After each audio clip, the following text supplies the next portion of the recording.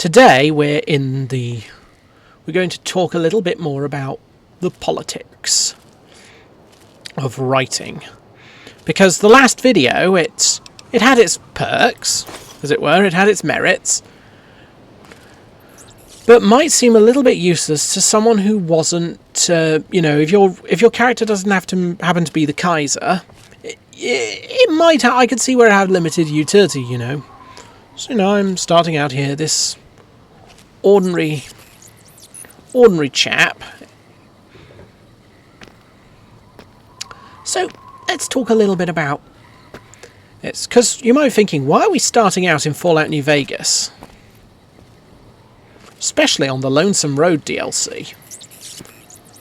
Well, we're talking a little bit about human nature.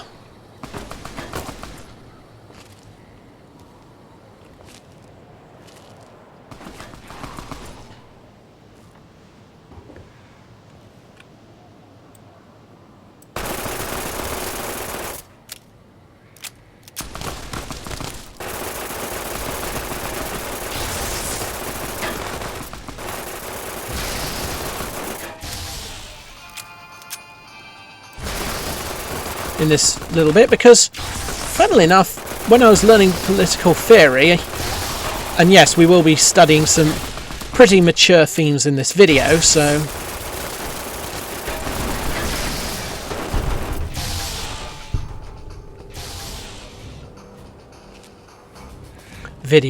yeah, if you're under 18, check with a parent or guardian.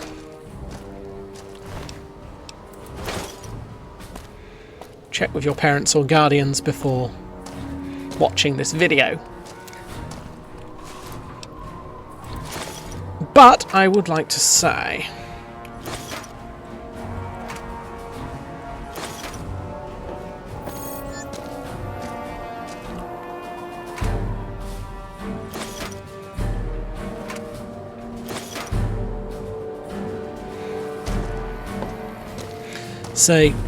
you may have heard a few theories about the state of nature.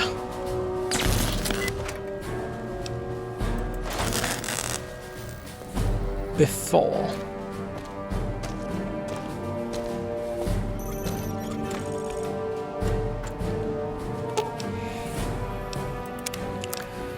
Or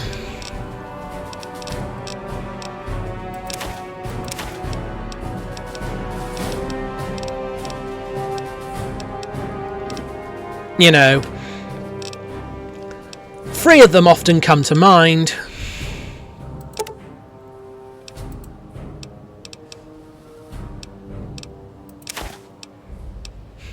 I don't know what these strangely carrying those anyway. Let's say.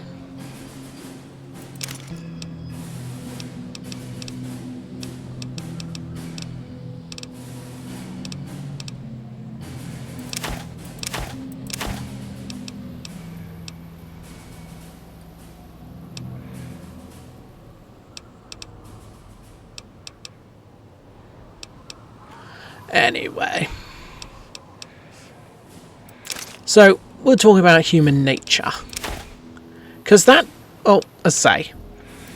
reason I talk about it here is because, well, it's one of the first topics that people discuss when they're on the subject of politics.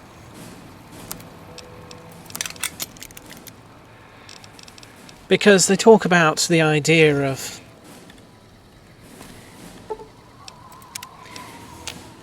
and yes, there are about, there's sort of like three main theories of the state of nature.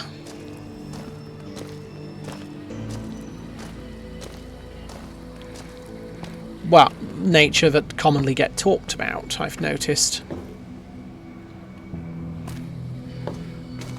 I mean, there are probably plenty more, but the first one is that of the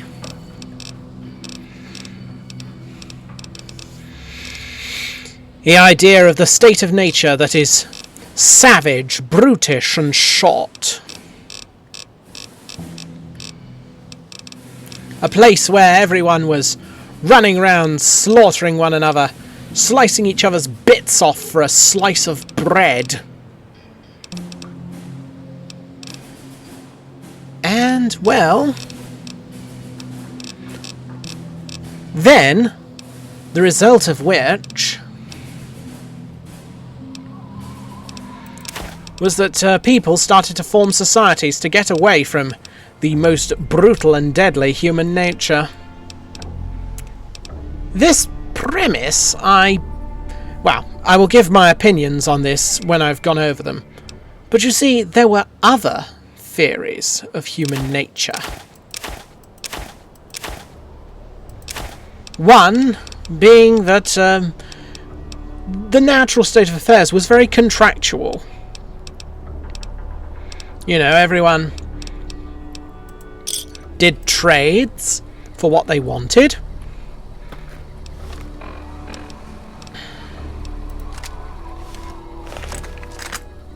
And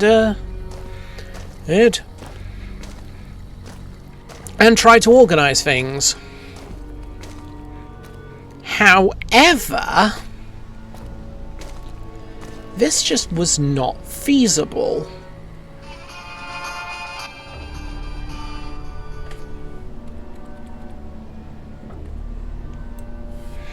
In part because, well, you had to do so much. You know, coal, you had to source. You know, say you wanted to make a pin. It'd be quite a lot of work to do it all yourself. You'd have to find your own iron, build your own furnace and find the materials. You know,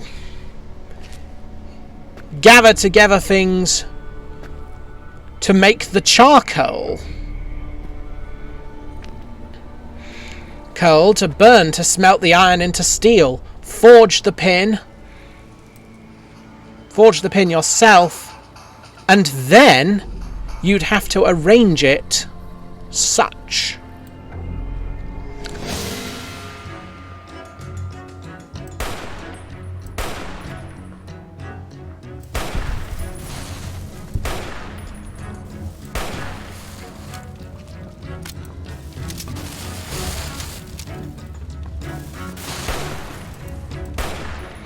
Sorry about this. Oh dear. Appear to be on fire, which is most inconvenient. Oh well. Anyway, as I was saying, it was all very inconvenient, you see, because, well,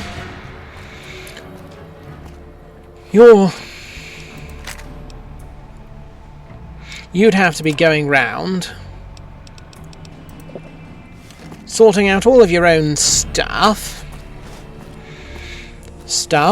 and that's just on the economy side, but, you know, bandits might litter the countryside, and enemies might be coming, you know, leaving, you know, I mean, just getting wood would be difficult enough. And yes, I realise, there's the joke, there is a joke in that statement, getting wood, haha, yes, very funny. Funny, but still. Point is, it was all you know, even that simple task would be interrupted. Because you'd have to make sure that your home was secure from bandits and such first. And so, people posited, the state came out of this kind of necessity. Yes, I can, and yes, I am saying, and yes, it is, I am saying it slightly pretentiously, I know, but necessity of the state of just being able to live in peace and do things without having to constantly worry about what's going on everywhere else in the world, everywhere else around you, rather. Your army would be, you know, there'd be no law and order. But, you know, so that you don't have to keep your own road clear as you go and secure what you need for living.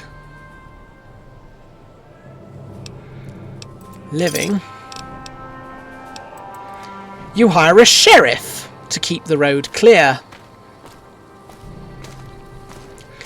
Clear because, well, as my character was probably just demonstrating when those two chaps decided to attack us, for some reason, it's most inconvenient to have to do all that yourself.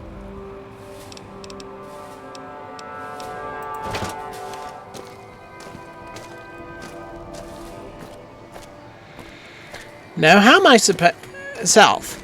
And so the theory goes, societies formed so that the inconvenience of nature would not be going round encumbering everyone. Because after all, how am I supposed to get everything? How am I supposed to get all manner of art, culture, science, and other things done if I'm going to if I have to walk around with a whole stash of weaponry just to make sure that I don't get shot by every Tom, Dick, and Harry, or Harriet? Although I think in the Legion's case it is just Harry. Every Tom, Dick, and Harry that wants to go and take everything I've got. Or, you know, enforce my own contracts. Contracts is much better if I don't have to take care of all these things. So I hire lawyers to advocate my case in a court of law. I hire law, you know, some kind of social contractor is brought in to clear the nuclear weapons for me, to clear the discarded nuclear warheads for me, so that I don't have to wander around doing it all myself. And that's that other theory. There's a slightly sinister version of this, of course. Namely the idea that as markets grew, people competed.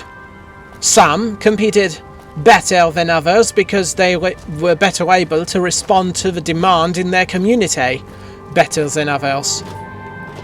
Aber this is not a universal, and general point still, and the general thesis still stands as but the state of nature was, well, all right in a lot of ways, but most terribly inconvenient and all manner of kerfuffle, which, if I remember rightly, is a Britishism for just general bothersomeness of trying to sort things out, you know. But there is another side to it. For there is another theory of the state of nature. And in case you're wondering why I'm making what might seem sluggish progress on the Lonesome Road, this is purely because I don't wish to bring in spoilers for anyone who's not played the DLC before, and having not played it myself much, I don't know where the spoilers are. So, as I say, I will carry on. Now, so there is this third predominant theory that I learned about, and that is the idea of, well, the state of nature was all very happy, very fine and dandy, as they say. Everyone just lived communally, lived on the land, had sex with whoever they wanted, who wanted them in return. Just, you know, probably didn't even farm, or if they did, it was only light. Everything was shared, everything was warm and happy, and then some people for reasons unknown, were more avaricious. They wished for more power, more wealth, more resources, more control over women and stuff like that. Yeah.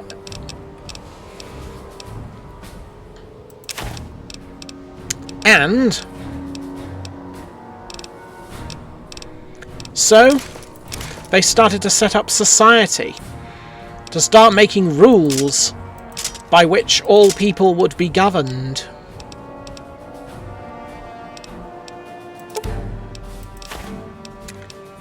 Now, personally, I do not believe in a lot of these, because I would like to argue that in fact the state of nature is a dynamic affair.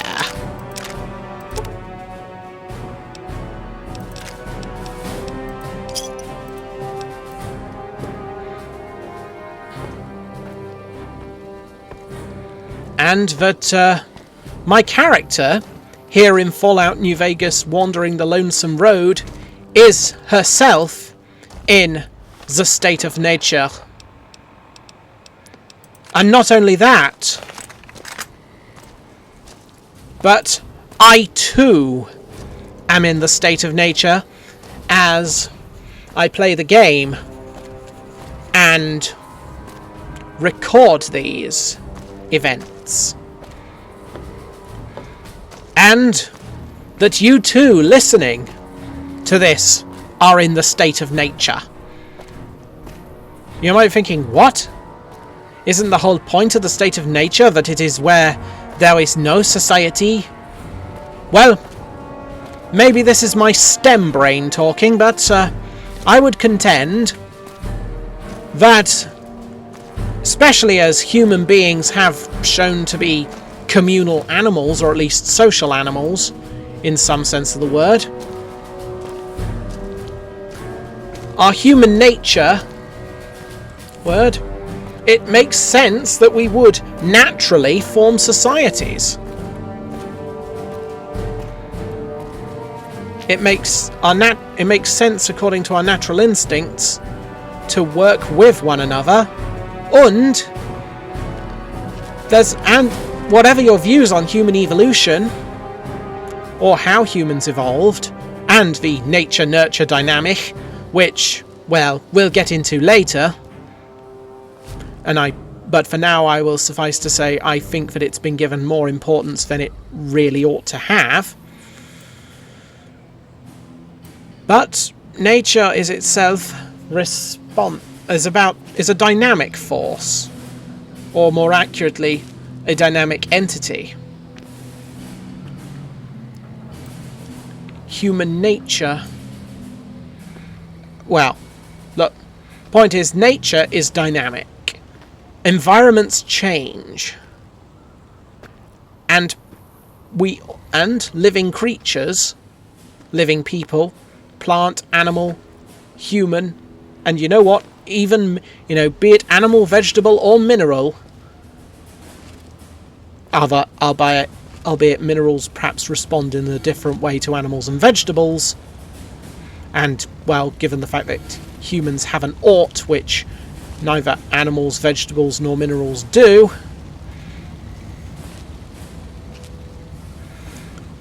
they respond differently as well, but we're all, in a certain sense, responding to the stimuli, the natural environments around us, the material conditions, as it's referred to in Marxism, in Marxist analysis. Not just about class, you understand, though the means of production will do a heavy amount of lifting when it comes to shaping material conditions. The point is,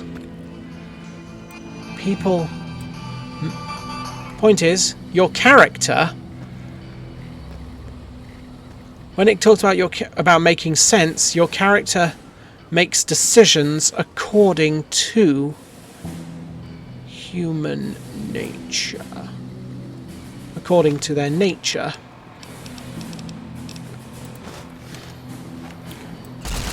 Or according to various factors, one of which being that which is around them.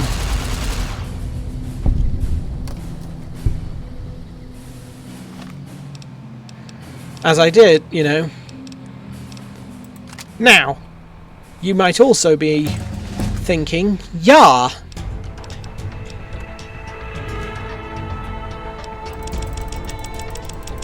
Yes, Ed, but people can respond to the same thing in different ways. Well, don't worry. We'll be walking along the Lonesome Road and going into different parts of things. We'll be exploring different topics, jumping into different games to demonstrate different points, a few little PowerPoint presentations, and hopefully I am not too dull. But even so, I hope. And of course, and yes, hope you don't mind me using computer games for these purposes. After all, these are some pretty hard concepts we'll be grasping with, like last time. Although I am very thankful for everyone who joined me for the last one and who is joining me now, and so I will put up a video doing a reminder of the sources and then engaging with the first theme of these.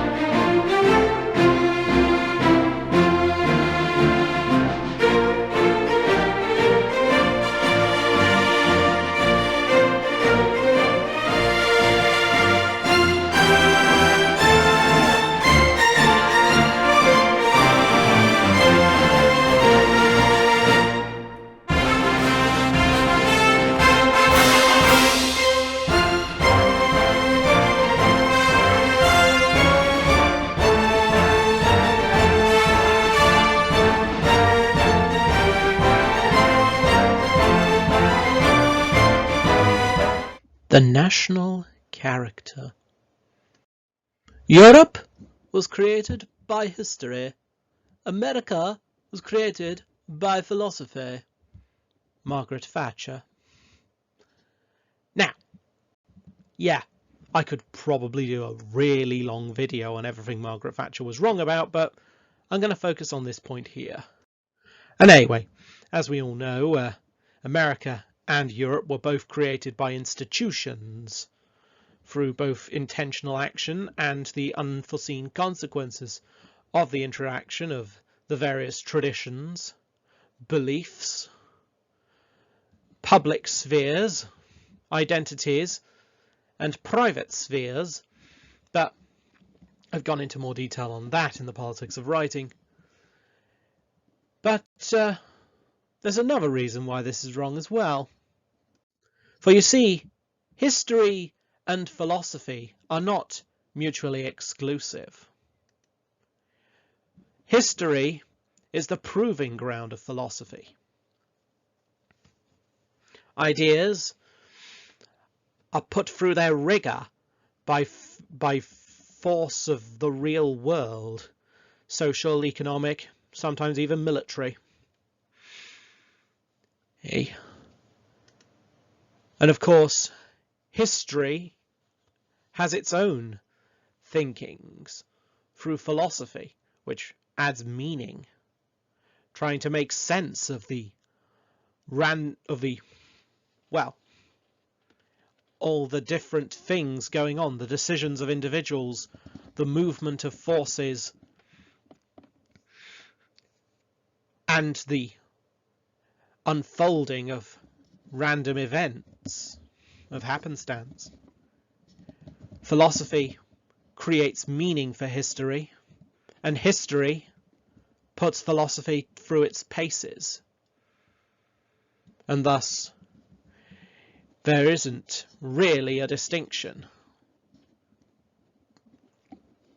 For a philosophy without history will fail to establish root and have no meaning, and a history without philosophy will merely be a confusing collection of anecdotes, a disorganized archive. Anyway, so there's a point to be made about the idea of a national character. Yeah, you may have heard of these sort of ideas, each region of the world having its own meaning. But basically, there's a sort of idea of what X or Y country is like, or in the case of this map, sometimes even regions of the world.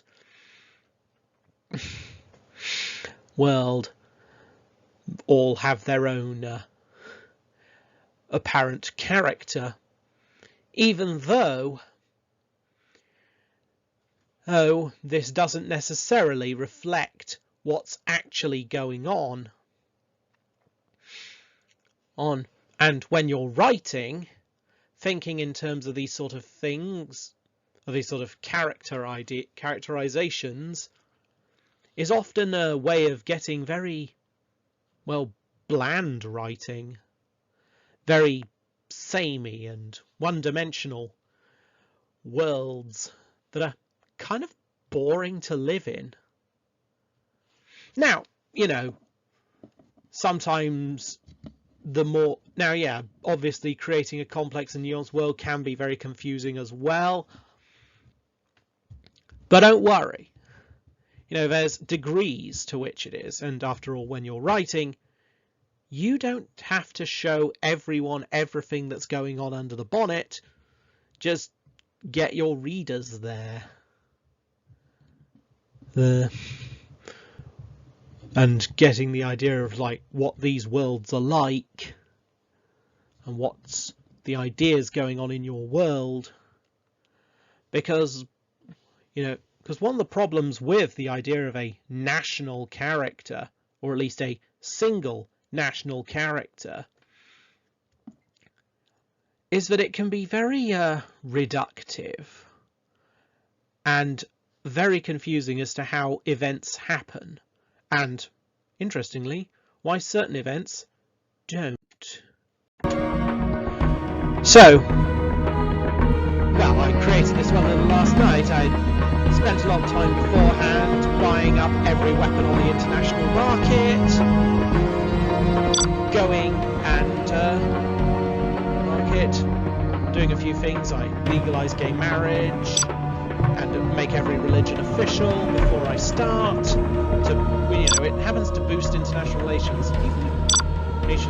And so in this game, Superpower 2, what is the one thing stopping me from annexing North Korea? Simply the fact that there aren't loads of little red armies up in that northeast corner, that sort of top left, northwest corner of the map, or top left, as you see it on the screen. Or in other words, China isn't stopping me. And so, in this little game story, as you'll see play out, and yes, I know I'm probably playing suboptimally. As I've said before, I'm not really much of a gamer. I am not worthy that you should enter and call me a casual. But still. And as I say, I just send my armies forward. And, well, we'll just watch and see how the world goes with this. Because what is stopping me invading north? So after all, my armies are now rolling north.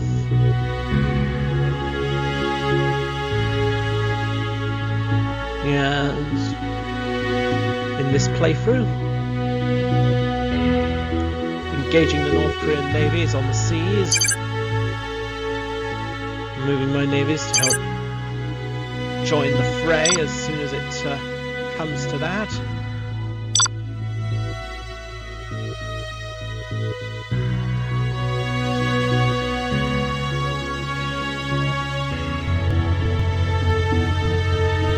Yes.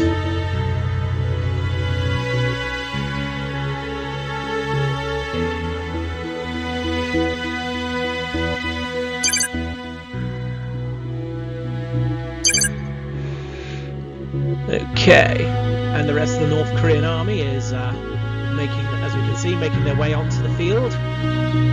Well, to the front lines. And yes, as I check, nobody else is here. Nobody else is intervening. Yep, bought up all the weapon systems on the world market in preparation. And thus, I'm making my move. Now,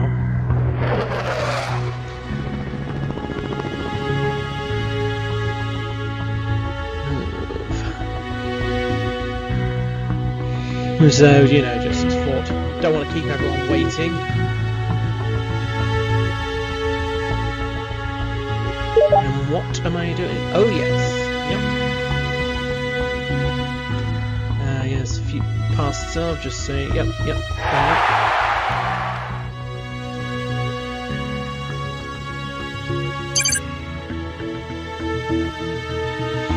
And just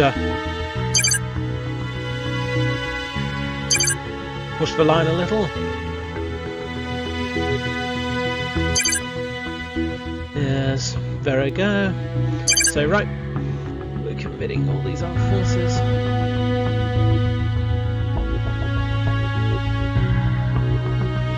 Yes. Because, well, you know, South Korea at the start of the game, I've got a very large amount of resources. I've got a strong economy with lots of money. Lowered my interest rates and slightly raised my income tax a little. Legalised drugs so that, you know, I could get tax revenue from their sales. Or at least the income tax. I don't think I remember I did have tobacco tax. I can't remember if I added taxes to the drugs market after I decriminalised them, but yes, move up. And, well, oh, what am I doing now? Oh, and yeah, just take Pyongyang by just happen to be driving past it and just take the province because there's basically nothing else to stop me. Yeah, the North Korean Navy's still holding out, but well, South Korea's forces are just in this driving up to the Chinese border. And well, hey, China. My relations with China seem to have been might have been a bit better. I haven't checked it yet, but and the annexation. Now, sometimes in games, China will intervene to try and kick me out of North Korea, but not in this playthrough, it seems. No bother, no worries. Just put it onto the speed 4. And we'll just wait. It might seem terribly uncomplicated if we do this sort of national character kind of thing, you know. Now, Superpower 2 isn't even the most unrealistic game, because you can still get ousted in an election, overthrown by the military in a military coup if your popularity dips that low. Some kind of revolt can happen, and of course you can destroy your finances so much that your economy fails. And I'm just moving my troops about here, not doing. Everybody can feel a bit chilled, happy.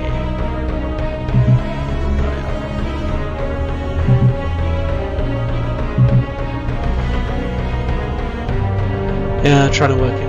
Yeah, there's me, as I say. So I want to move to Busan itself. But the game, but when it's so zoomed out, the game is not always entirely sure where you're going to the water next to it.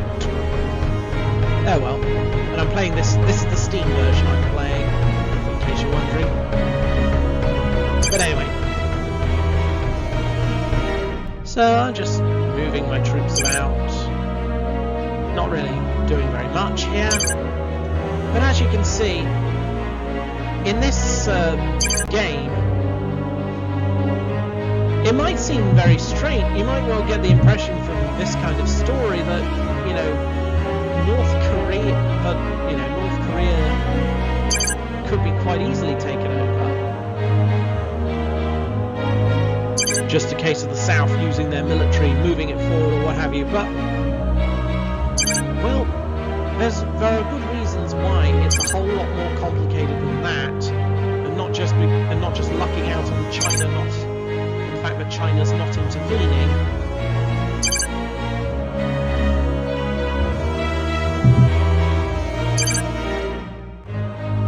Which I have to say is, I mean, I don't know why it is that China approves when likes me better after seems to, at least from other playthroughs, like me better when I make various religions official in my country, or when I legalise same-sex marriage, but... Oh yes. And as I say, I think I just stopped here when I'm about to just annex North Korea, and... But the point is, you might be thinking, so from this kind of national character idea, you might start wondering, so why don't it just happen? You know, these certain places are like that, and, you know, we could just roll in. But, well, to paraphrase a quote that may have been said by Genghis Khan, may have been said to Genghis Khan, but we just don't know anymore. Conquering North Korea in a tank is easy. Getting out the tank and governing is the hard part. But what will make it the hard part in both your world and, you know, when you're writing, what makes these interactions work is because there are people outside the states that act upon the world. And that'll be in the next section, non-state actors. So, a non-state actor could be quite a very large term, especially as it's usually applied to geopolitics, although it comes to play in any kind of political system as well, because in a way, if anyone's not a state, they would count as a non-state actor, although there are some caveats that are usually brought in. And so I think, and so I would sort of describe a non-state actor as those outside the state who are trying to achieve a change in their state of living. Although I think I better explain this and of course look into what exactly the state is to give some more context.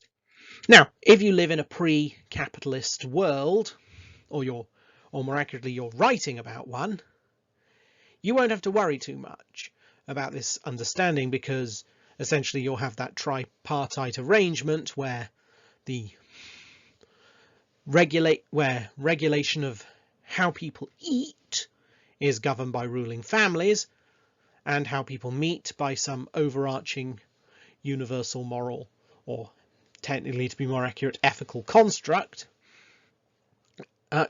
with the realm being a sort of body for maintaining internal and external order through military means. And then, of course, we get to the thing of the state, the sort of governance of a specific territory.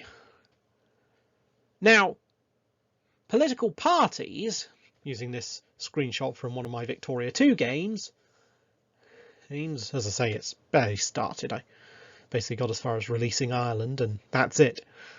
But point is, the idea of political parties are usually seen as part of the state, in the sense that whether they're in government or opposition, they are aiming to be elected in order to enact reforms or legislation of whatever your description, in order to enact the will of their members or those they represent.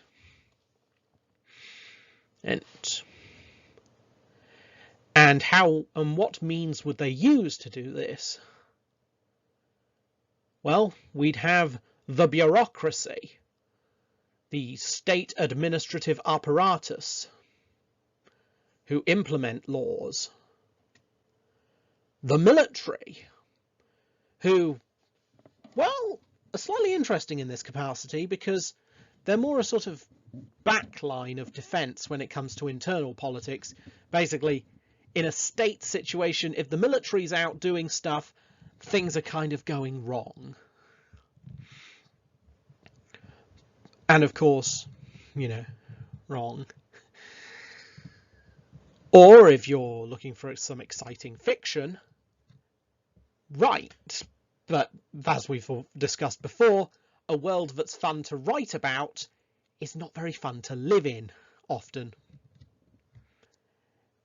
And of course, the police, enforcement of law and order.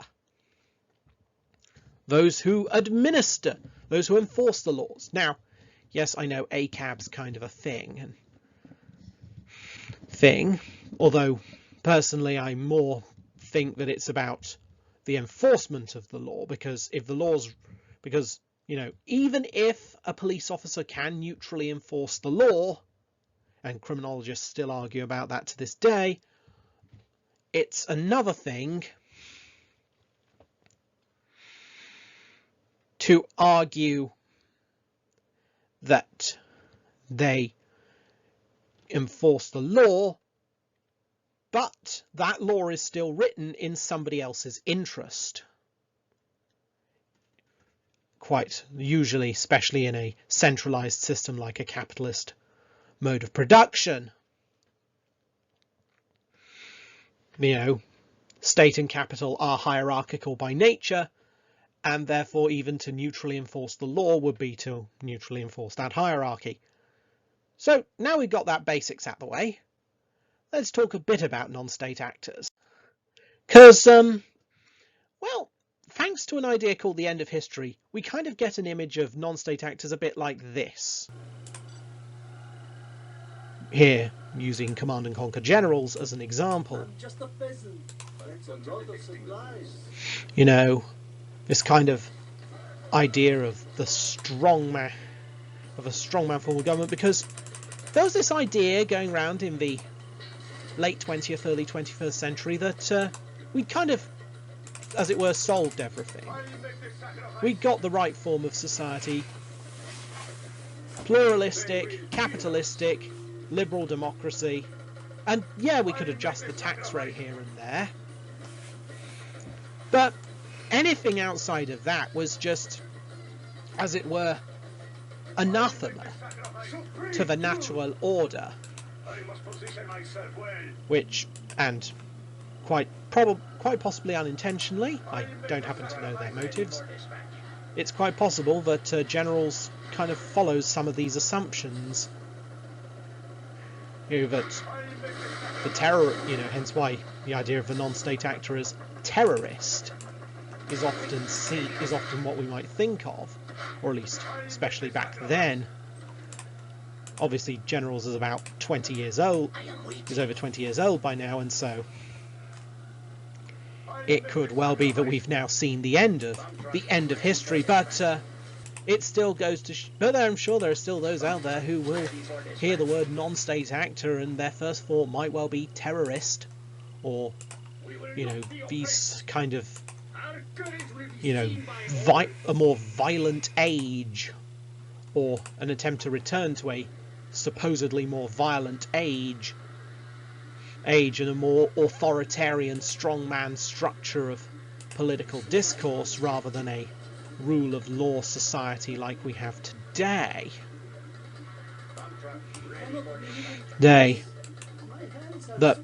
We've progressed, and so any attempt to try and change how things are organised beyond minor adjustments to taxation and spending would be seen as inherently destructive, whatever those kind of things are. I mean, let's face it, in game the GLA doesn't even have a stated ideology, even if it uses a lot of tropes. But whether the devs even intended a Middle Eastern faction, I don't know. But more to the point, Sorry, your tracking numbers. We see this sort of idea of Right on schedule. a rule of force rather than a rule of law. GLA.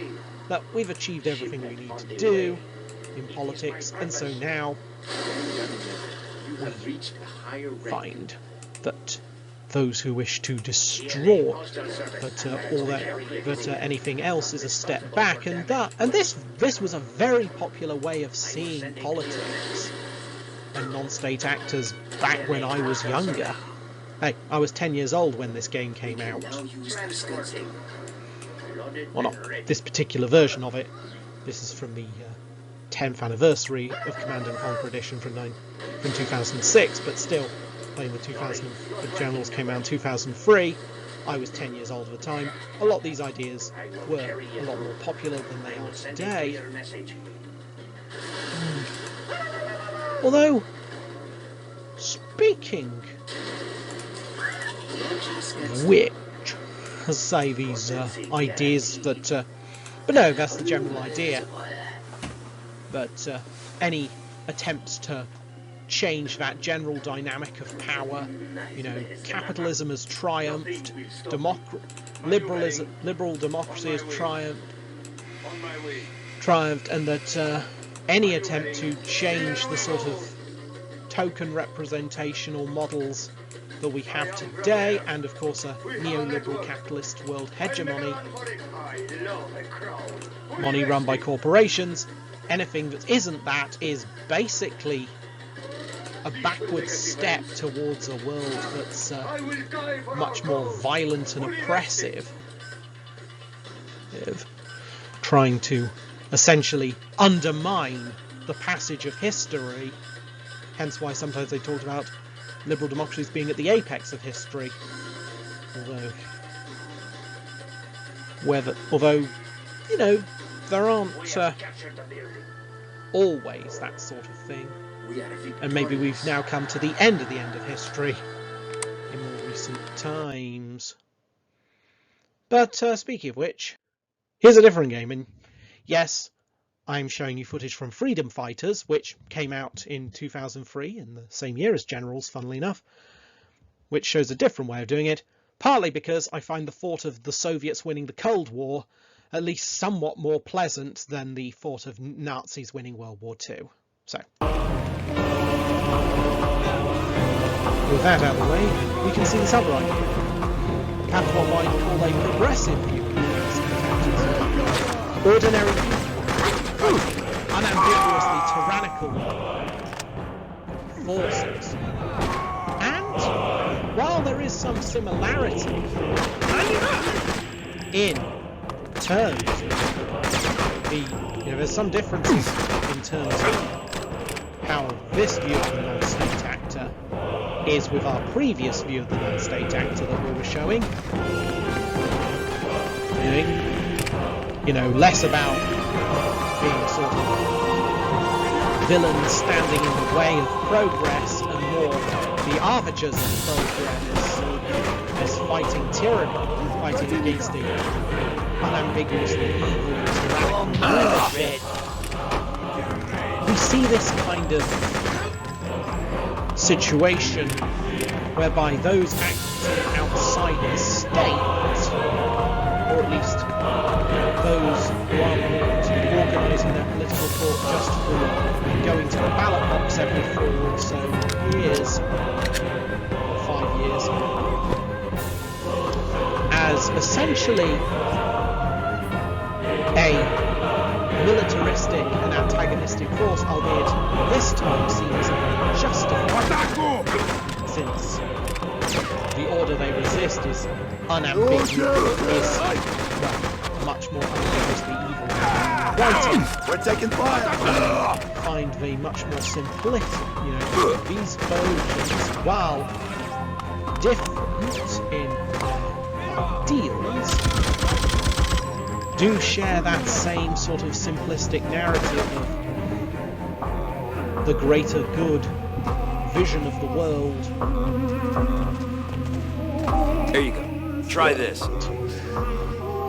With our sort of heroic underdogs, Yeah, that's much better. rather than villainous underdogs, against the unambiguously bad, rather than unambiguously good world order. Not even necessarily any conflict per se, just the question of, well, how do we solve this issue?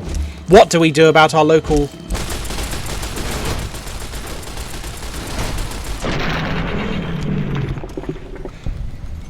what do we do about local what do we do about the highway situation?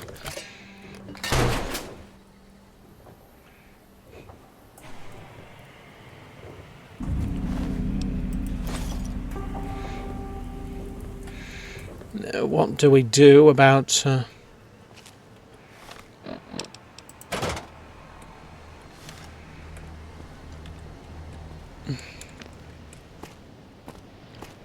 what do we do about traffic congestion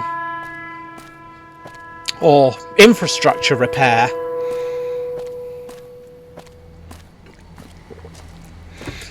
Policy issues. Simple stuff in a lot of ways, but it's actually a lot of these. And not the most exciting, I have to admit. Rarely are we talking about world-changing issues.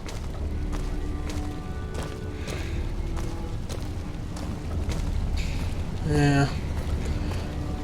And of course, stuff like... And also not even always talking with the governments. It's sometimes with companies. Questions of where do we draw the line? Are we happy with a change being made? Not happy with a change being made? I think, in a lot of ways, the point is that when you are a non-state actor, it's not always the most exciting job. Now, that said, when you're a novelist, there's a lot more leeway on this matter. As Alfred Hitchcock once said, what is drama but life with the dull bits cut out? And, well, there's an extent to which that's true. But, you can make interesting stories about the ordinary everyday. About people selling, about people just living their lives trying to make things as good as they can, given their circumstances.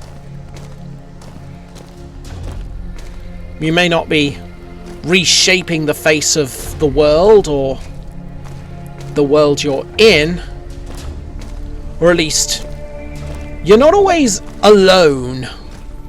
And I think in a lot of ways that's my main point, not so much about the idea that being an activist can actually be quite dull or tiresome.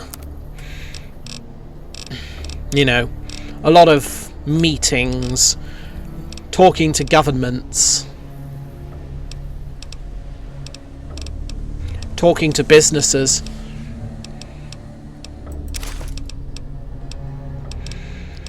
But also, much more importantly,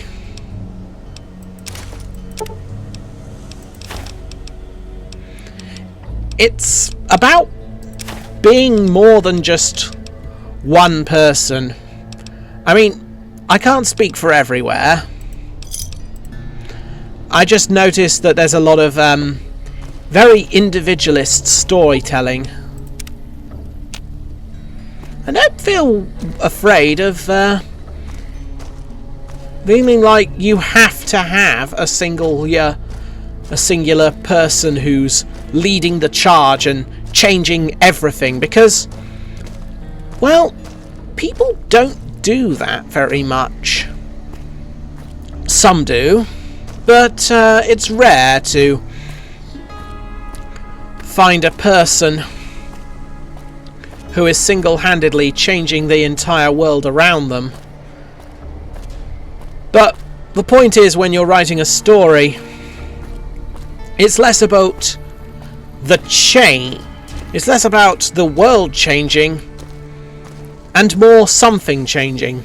Now, that can be the world around you, but what I'd say would be, the bigger the change, and, you know, when you're writing a more, as it were, realistic kind of story, the bigger the change, the more it involves different kinds of people.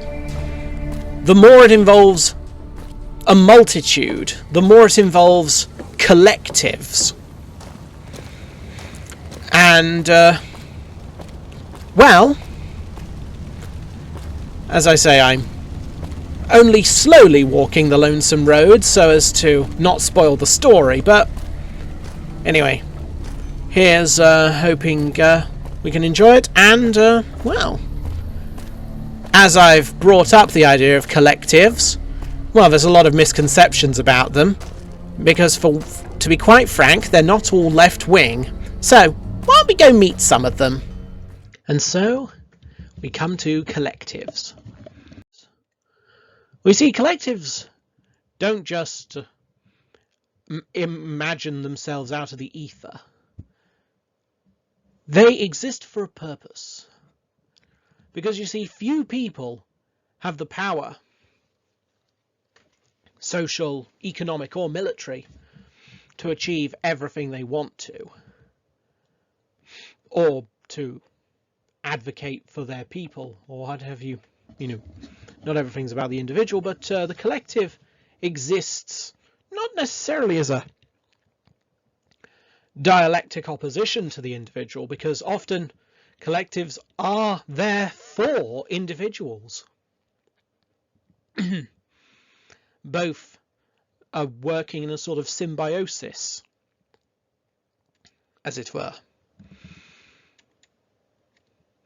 Each one fulfilling each other's desires and providing a safe space, as it were, for people to share in who they are, because they are with like-minded folk who are also gathered with these purposes, and so they can find what they want, and they can in turn share and help grow the interests of the collective as well. Now,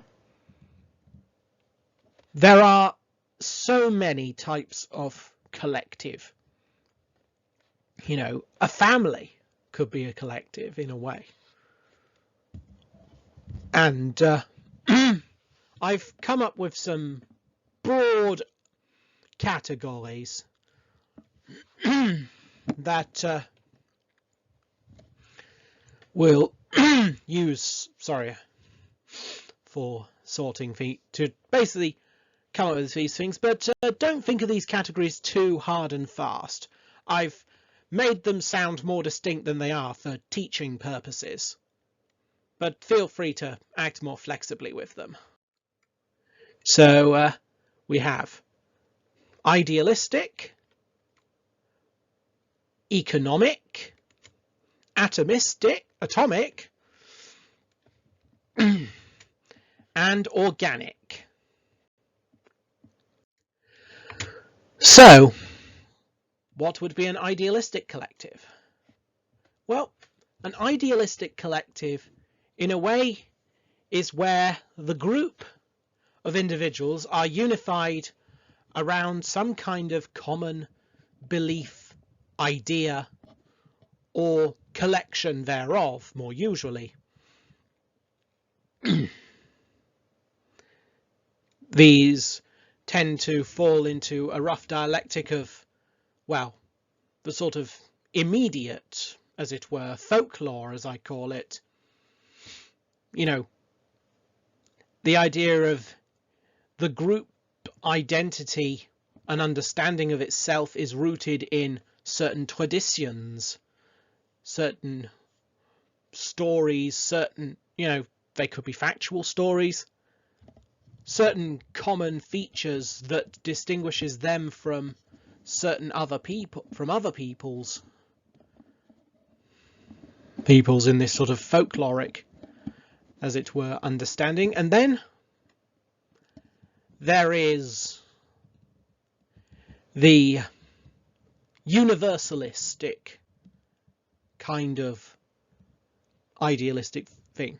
These are sort of ethics positions. Now, before you're wondering, morals and ethics are not the same thing. An ethic is a set of rules,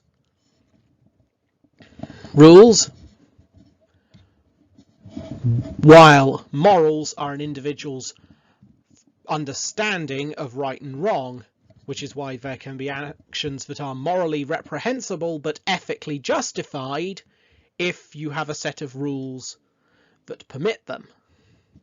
Anyway, that's getting into some pretty deep philosophy. But the point is, with this sort of universalistic form of idealistic community, you tend to get a more deontological approach, because everyone's unified around an abstract idea of what should be, and thus anyone who falls in line with these could be part of the group. The folkloric, which is why the folkloric idealistic could seem a lot more teleological in its approach to moral and ethical questions, but these aren't hard and fast rules. And while I've presented these as dialectically opposed, that's a lot of ways an illusion, because in a way that's more of a capitalistic, one of the illusions of our capitalistic society, for example, is to place these two as mutually in opposition.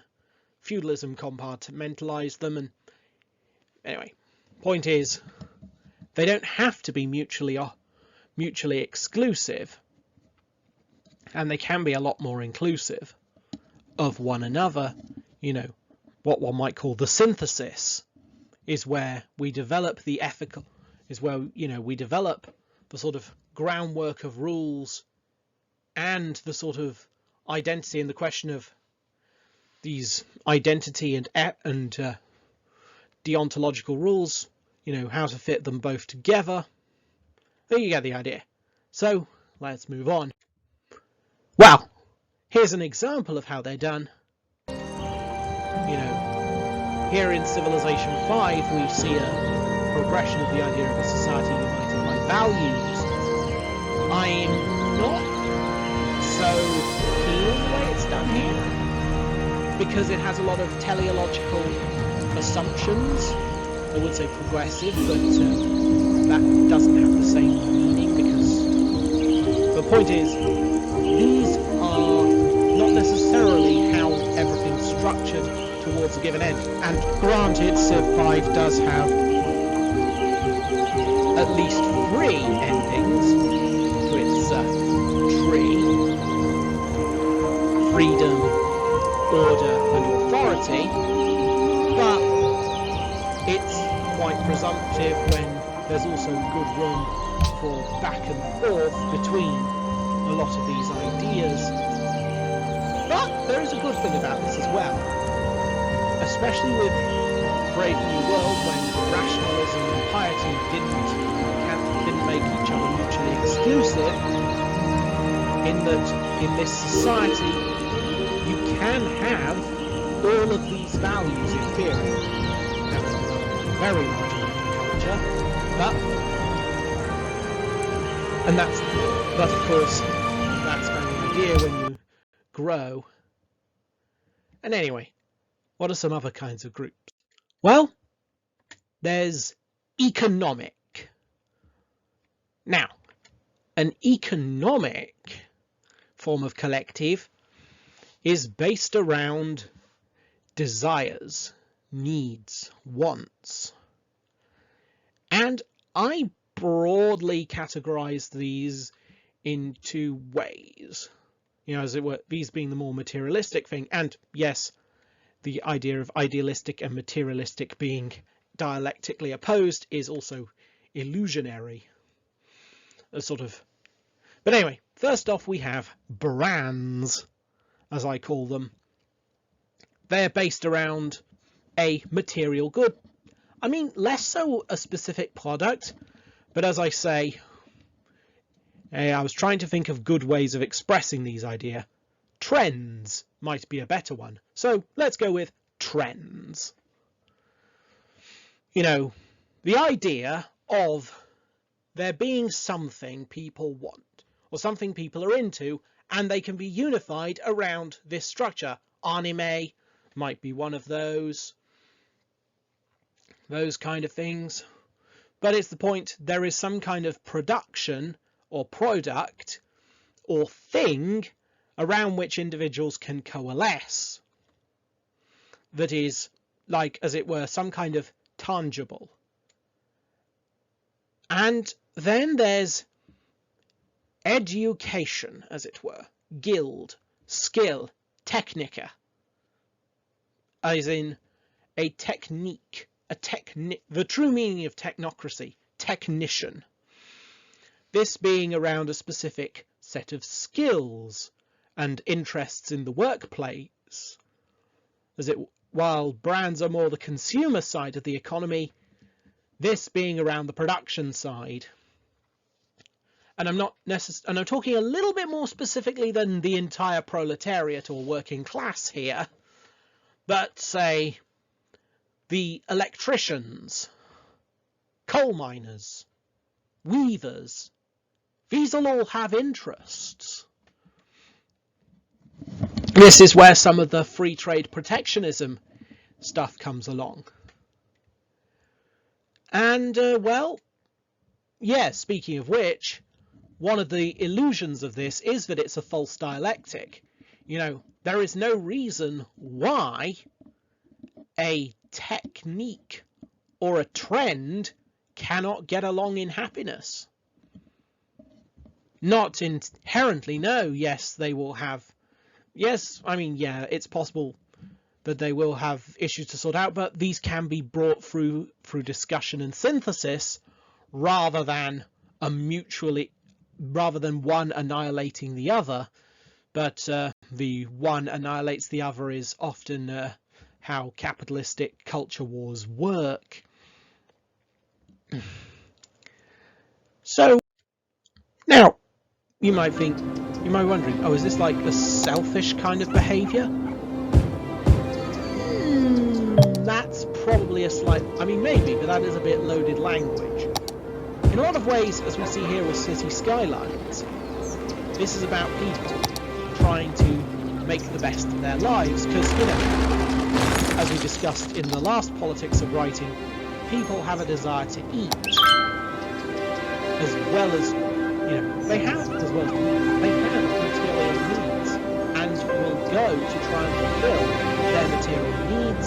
Material needs that often differentiate from one another, especially when we get beyond basic survival needs, which developed City Skylines is portraying, has often managed to overcome. Now, the way City Skylines breaks it down is about living, shopping, off it, sort of tertiary jobs, and work, life, education, and manufacturing, as well as shopping, consumer habits. And these can often go. Now, as I say, there might be some ways to deal with this, but the fact that there seems to be a bit of a base built-in assumption in the game that industry has a slight toxic element to it, it's a bit bougie. And the zoning. But in fairness, it's not a complete zoning, so it's not like I have to make this entire grid commercial or industrial or residential. I can still I can still place a shop on the corner of this area.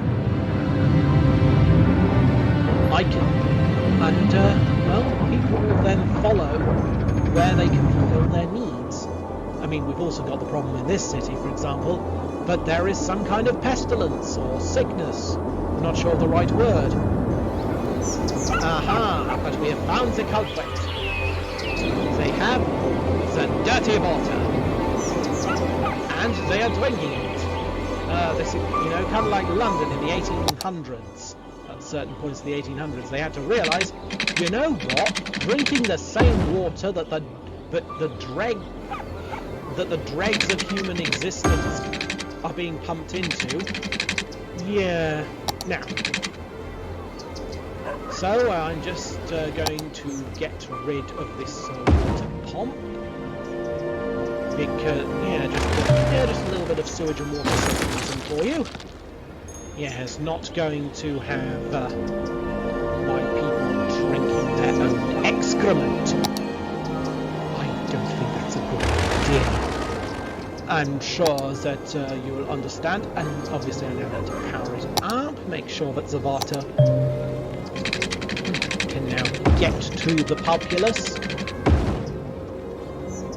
I do wish there were ways of building underground lines, especially lines, but hopefully soon the water will be restored to the area. Yes, it is growing. Okay, move that along.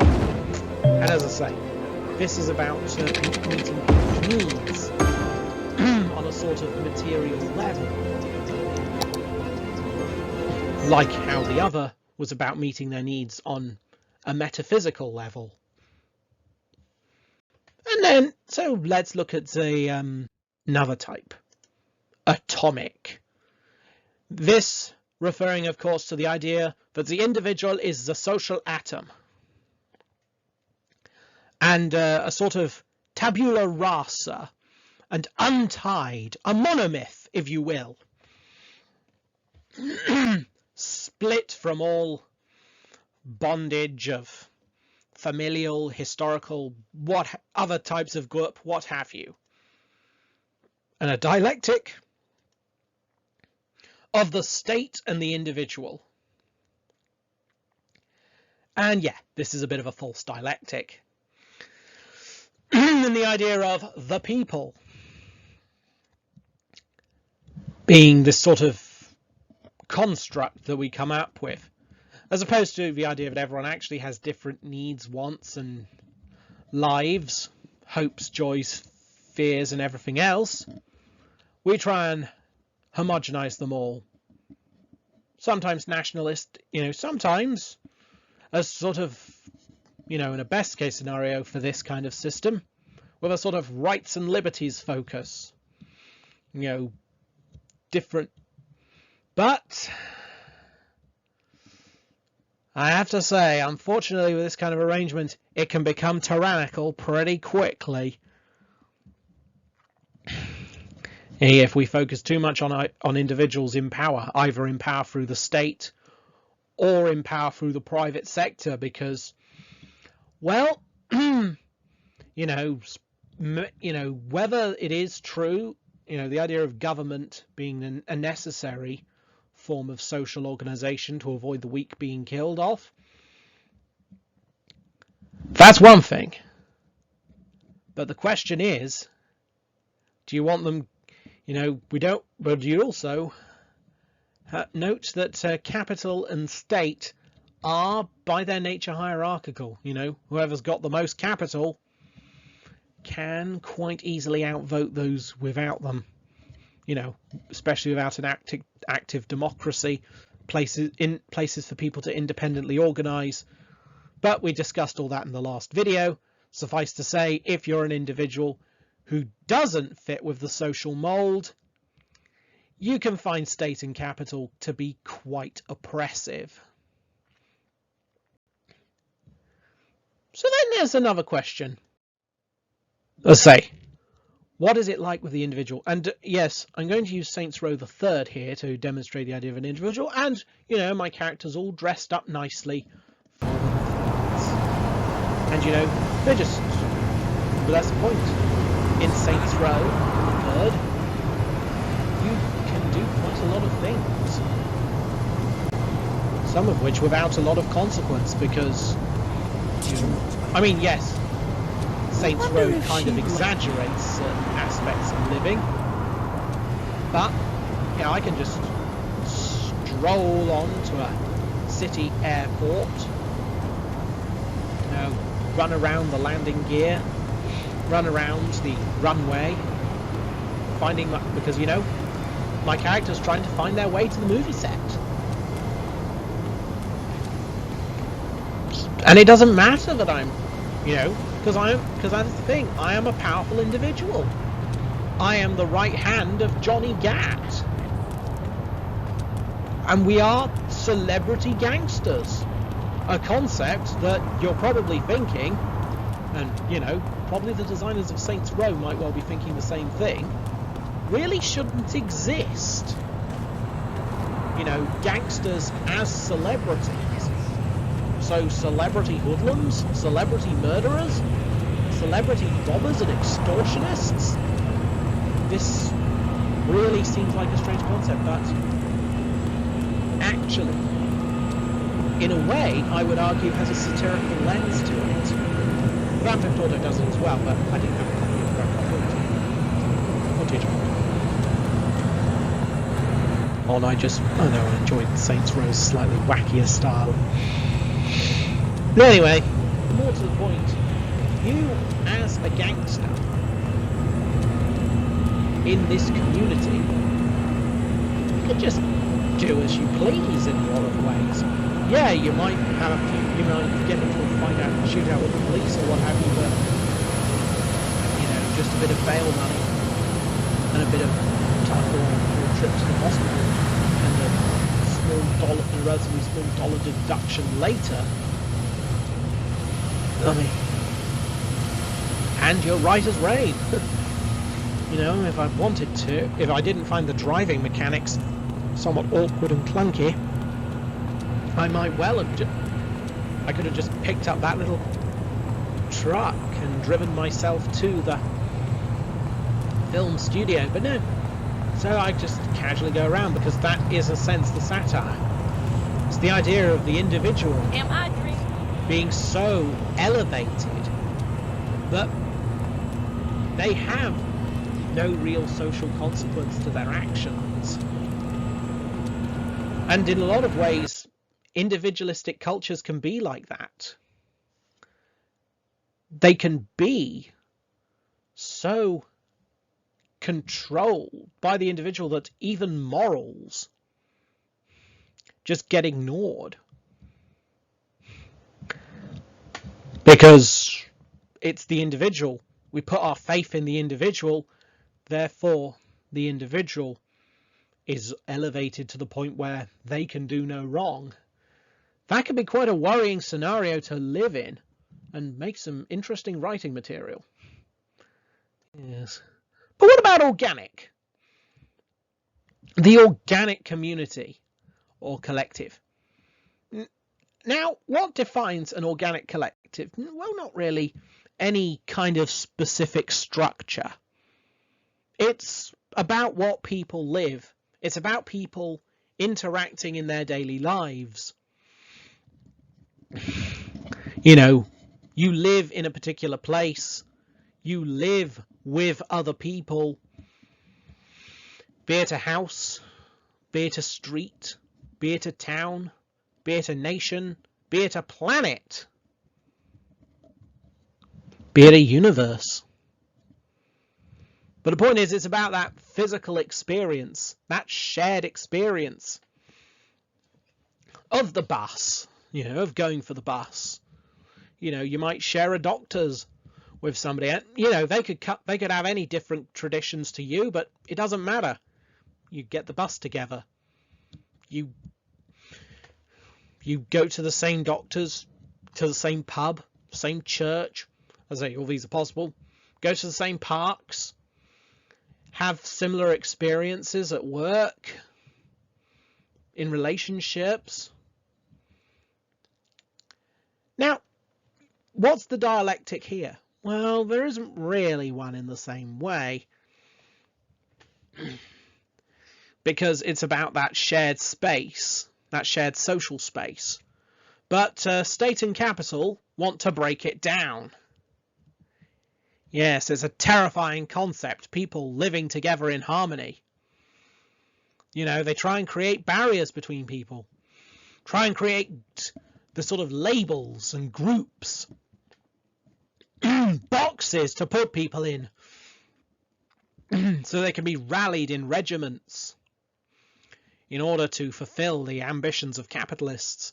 You know, make people feel threatened by their neighbours.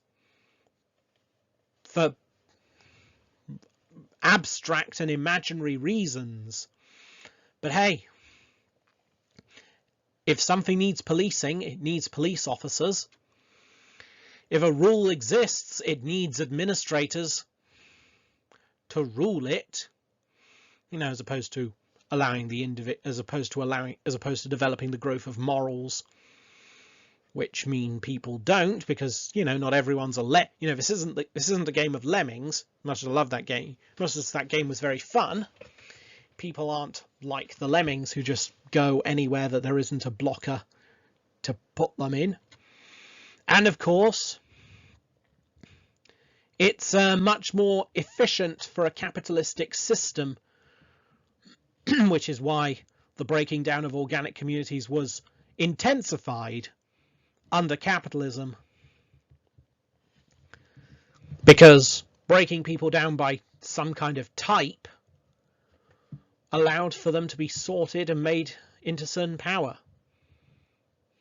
Well, power for the capitalists, at least.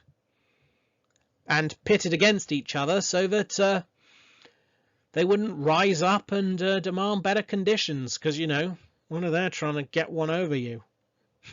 That kind of logic of the capitalistic thinking. So, how do you get involved in a community? Well, an organic community is pretty simple. You know, being part of an organic collective basically is just, well, sharing the society you're in. Going to the places, getting involved with what other people are doing. As I don't know where you are, I can't give you more specific advice than that. And as I don't know where your character is, I can't give you more specific writing advice than that. But there's other ways as well, you know, social networking. People get involved through connections with people. Or perhaps they have marketable skills. You know, techniques, you know, talents that they can use. And of course, well, just those hard-working and loyal individuals who go out there and get done what needs to be got done. Yes.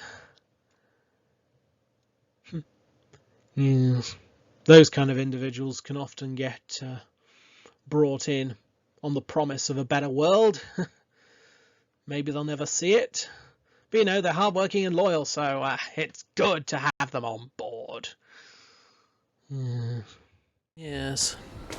And so, well, there is an area of life, you know, and society for how we interact with one another.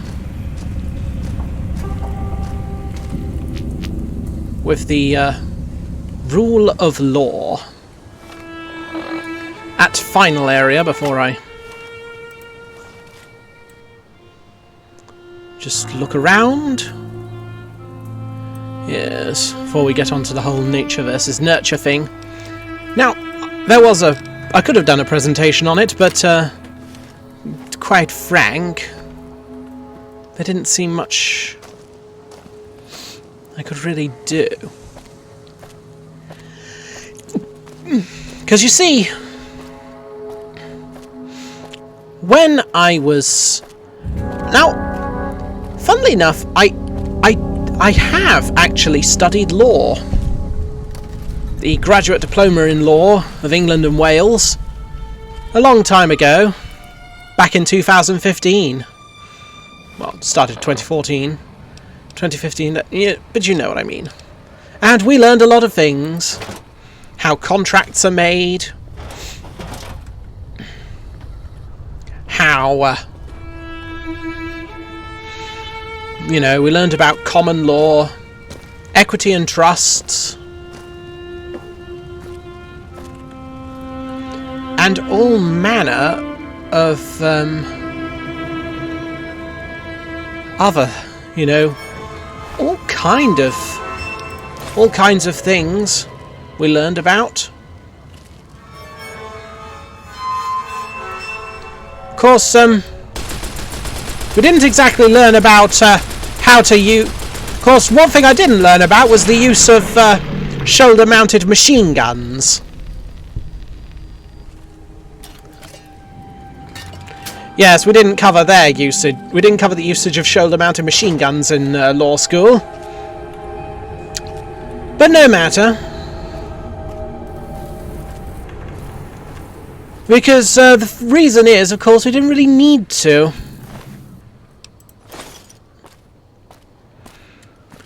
Because, well, walking the Lonesome Road, you seem to have a much greater use of weaponry for dealing with disputes. This not being the case in a regular social discourse.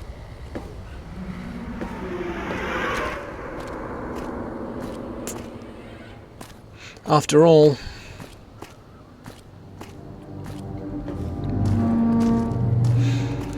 but that is a point when we talk about the rule of law. In a lot of ways, what we're really thinking more of is the rule of life and doing things. You know, how do you settle a dispute? How do you solve a problem? You know, now, technical problems, your characters can probably solve using various skills. You know, how to change a light bulb is more of a technical issue. And then, of course, there's more military-style conflicts where the use of firepower is in order.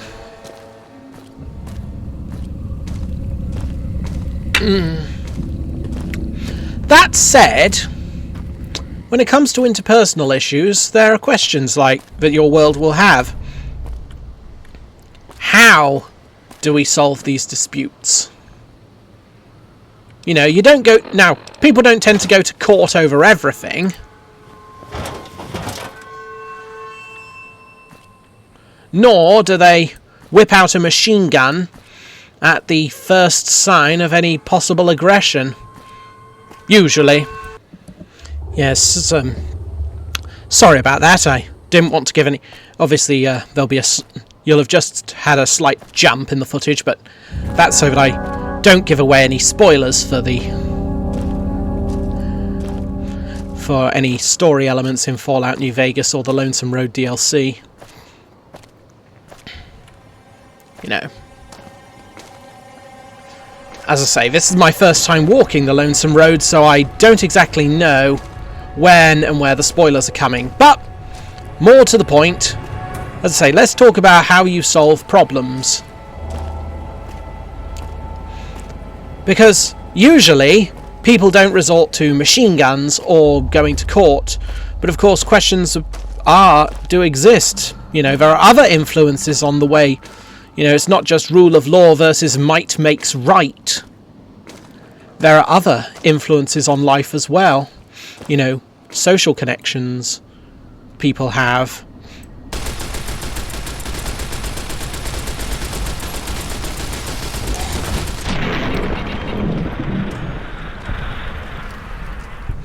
Yeah, what social arrangements do you have in a society? Are you seen as part of the, is your character from an influential family? Are they from a family? Are they from the group, the sort of most socially accepted group within society? And does that vary? You know, to some people, some people don't neatly fit into the right group or not. Now, yes, on the Lonesome Road here, there probably aren't so many social groups to be part of. Also, the material connections. You know, someone can be affluent but not seen as socially accepted. Likewise, someone can be part of the promoted and the accepted or even promoted social group, but not be very wealthy, but lack the material advantages. Now, how the sort of material and identity-based connections work within your group and your story are going to affect how your characters interact with one another. Just quickly. Oh, I'm going to go up in there. Okay, well. So, sorry, I'll just change the map. And that's the point. When you're in a more developed society, the questions will be what kind of, social stigmas, social perceptions are there?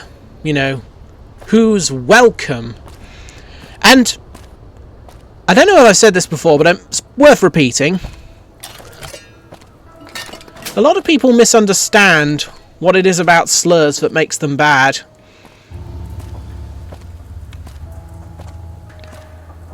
Because a slur, you see, isn't about just the words. It's ultimately a way of telling someone, you're not wanted round here, or we don't want you around, or we see you as a other, and not just as a factual way, but in a sort of normative way, i.e. you don't fit in with us, is the idea of is the ultimate idea behind the slur. And that's why slurs are bad in a lot of ways. It's a sort of mark of segregation, a mark of contempt, it's a mark of removing oneself from another.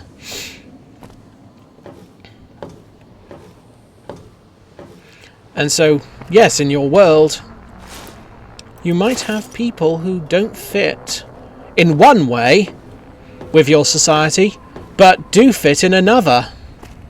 You know, there are different social identities, that fit better with others. And of course, your character may not think of themselves as marginalised, even if they still are.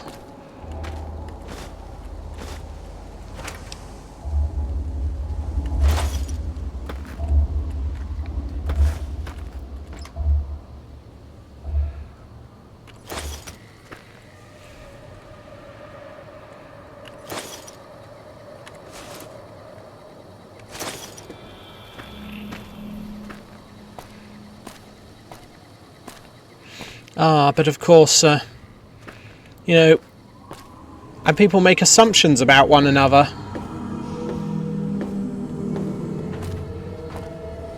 And the point, although to be honest, the point is less about personal issues, because, you know, people are rarely personally hostile towards people who are not like them. But of course,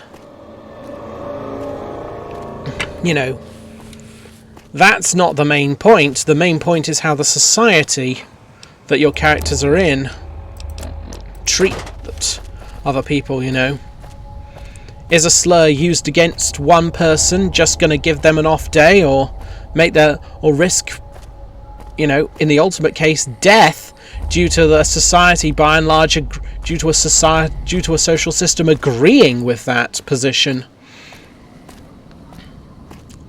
Those are the kinds of things that when you're writing in your world, you might be wondering, who is welcome and where and in what spaces? And also, what kind of problems do people face? What causes people to mistrust one another? What causes people to be angry with one another? What causes feuds, disputes? What causes people to see things in the way they do in your world? What kind of problems are your characters going to face? Are they more technical? More about resources?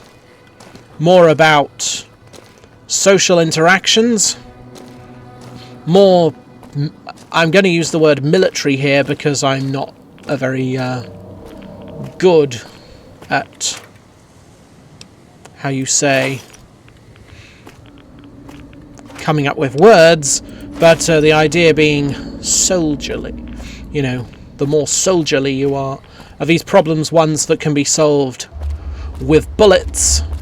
Although, bear in mind, there are a lot fewer problems that can be solved with bullets than some people would have you believe.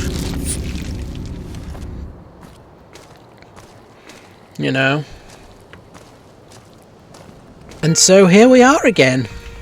Sorry about that, I just didn't think you'd like to have to watch me just walking to and from the commissary again. We've got a good idea of the problems.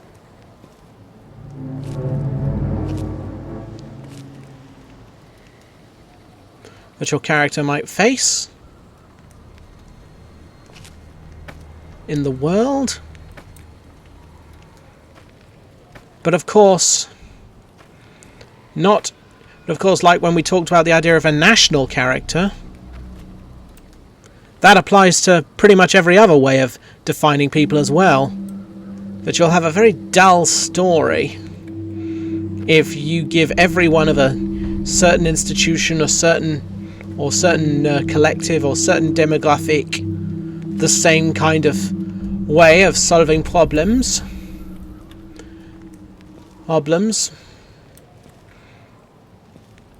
This will make your story at best boring, at worst propagandistique, because there is a great... And so we come to that question. Nature versus nurture, and is it a false dichotomy, perhaps? Well, as we head forward into this presentation, let us, as I head forward, go and explore that further. Okay, so now we've laid out all the context, time to look at your characters. And that whole question of nature versus nurture, the internal workings of your character's values, all the things they're brought up in. Personally, I'm not keen on this question. For one simple reason. Nature is always evolving. The world is always evolving. which also means that nurture is too always evolving, and the formative years in a lot of ways never end. So the way I prefer to think about it is more like these, with 4 things that kind of inform how your character will be. Be it sort of like their internal psychology, the values that they've learned over the years and are continuing to learn, their economic and material situation, and their home life, which I'm separating out here for teaching purposes, but really you don't have to. First off, questions to ask with their personality. Things like, how instinctual is their thinking? You know, are they more, do they go on their gut? Do they contemplate each option? Those kind of questions to ask, and how far they go by their instincts. What is it that they want out of their life, for themselves personally, for those around them? What are their actual wants and desires? And what lines are they willing to cross, and what lines are they willing to not cross in order to achieve what they want? Then, of course, what values were they taught? What values do they hold? Do they value, how much they value other people and their input and their desires and needs? How much do they think? Do they think internally about things? How much do they contemplate their own perspective? How much do they focus on the utility? You know, what works? You know, is for them what is right, what works, or is there some higher value? Speaking of, should we also have economy? You know, their material situations. How far are they competing with everyone else? How far are they looking to please other people and keep everyone happy? And how far are they working towards a higher goal? Then, of course, their home life. Things like their family and the people they live with and around. You know, how far is their voice heard? What sense of place and belonging do they have with the people who they live with? And how insulated are they from other people, or more crucially, other kinds of people? And then, of course, as I say, these were separated out for teaching purposes, so don't worry too much about it, about keeping them segregated in your actual writing. And remember, your character does have a lot of free will about them, so don't take any of these things we've been talking about today as hard and fast rules. And also, that's another very important thing we need to consider. Who is important to them? How will it affect the people that the other characters, rather, that are important to your character? How will their actions affect them? That's probably the most crucial detail in a lot of ways. Okay, so as we get to the end, we must ask ourselves, so how do we make our characters impactful and meaningful? Well, very few circumstances, if any, have a meaningful monomythic character.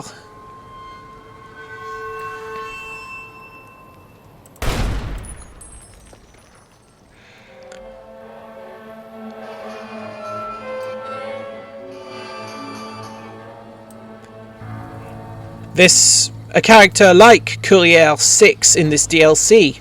After all, I don't know my connection to this place, and in a way anyone could be Courier 6, at least within the limits of the game engine.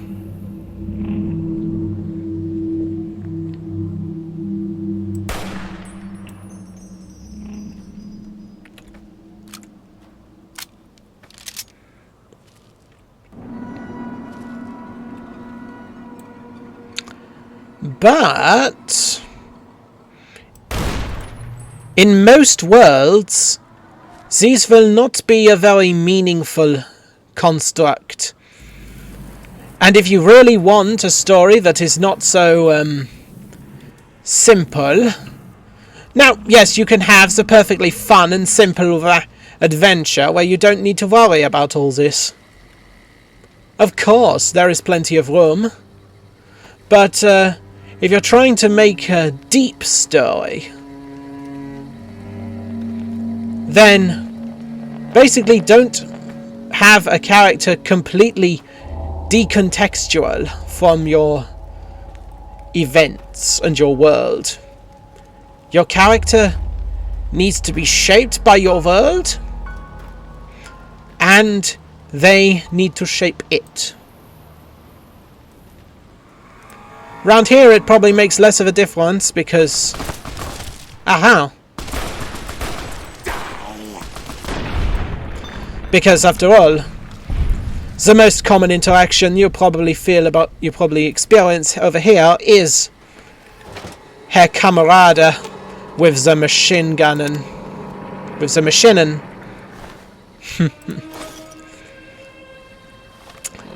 And now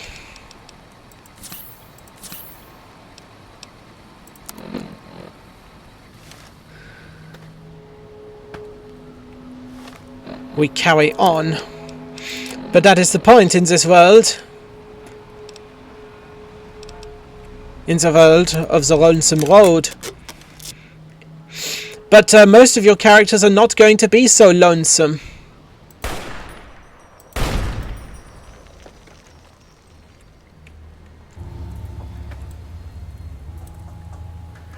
They're going to be a part of your society, a part of your world.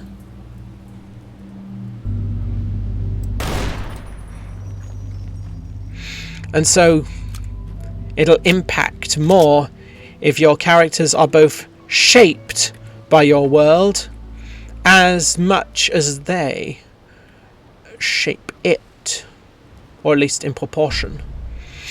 But that is all I have to say on the subject. I hope you're having a very lovely day. And, of course, it was lovely having you here.